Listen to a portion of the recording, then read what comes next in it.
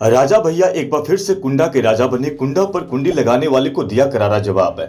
UP विधानसभा चुनाव में प्रतापगढ़ की कुंडा सीट पर एक बार फिर से रघुराज प्रताप सिंह ने लगातार 7वीं बार जीत दर्ज कर ली। वहीं राजा भैया ने भले ही समाजवादी पार्टी के गुलशन यादव को हरा दिया हो, मगर इस बार उनकी सियासी बादशाहत कम हो गई। वजह है जीत का बहुत कम अंतर, जो कि करीब 30,000 के आसपास है। राजा भैया को जहां 99,612 वोट मिले, वहीं सपा के गुलशन यादव को 69,297 वोट प्राप्त हुए।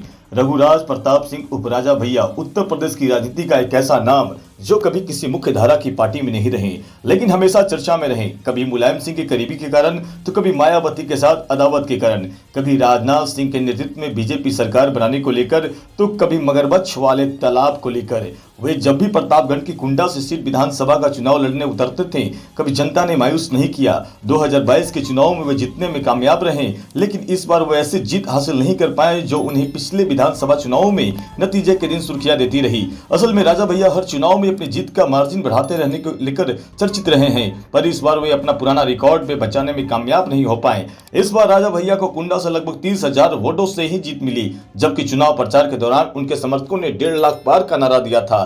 इरादा था 1.5 लाख के अंतर से राजा भैया को विधानसभा पहुंचाने का। राजा भैया ने अपनी चुनावी सभाओं में यह दावा किया था कि वे इस बार 1.5 लाख से अधिक मतों के साथ अपनी जीत सुनिश्चित करेंगे। पिछली बार उनकी जीत का मार्जिन करीब 1 लाख रहा था, बिल्कुल वैसा ही जैसा नारा दिया गया था। अब की बार 1 लाख पार। कुंडा विधानसभा के चुनावी इतिहास पर नजर डाले तो साल 1993 में पहली बार राजा भैया को कुंडा सीट पर चुनौती का सामना करना पड़ा था। राजा भैया 1993 से लेकर कुंडा सीट से निर्दलीय चुनाव जीतकर विधायक बनते आ रहे हैं। प्रदेश में सत्ता किसी की भी हो, लेकिन कुंडा की सत्ता राजा भैया के पास ही रही है।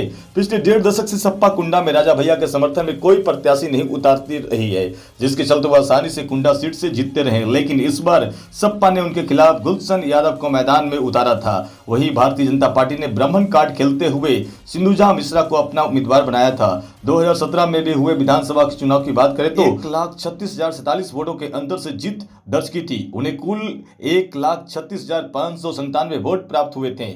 दूसरे नंबर पर 32,950 वोटों के साथ भारतीय जनता पार्टी की जानकी शरण थे। वहीं राजा भैया 2017 के चुनाव में राजा भैया के समर्थकों ने 1 लाख पार का नारा दिया था, लेकिन इस बार राजा भैया ही कुंडा के राजा हुए, लेकिन जीत का जो फासला था कम हुआ है। बिहार टुडे के लिए चंदन भारती की रिपोर्ट।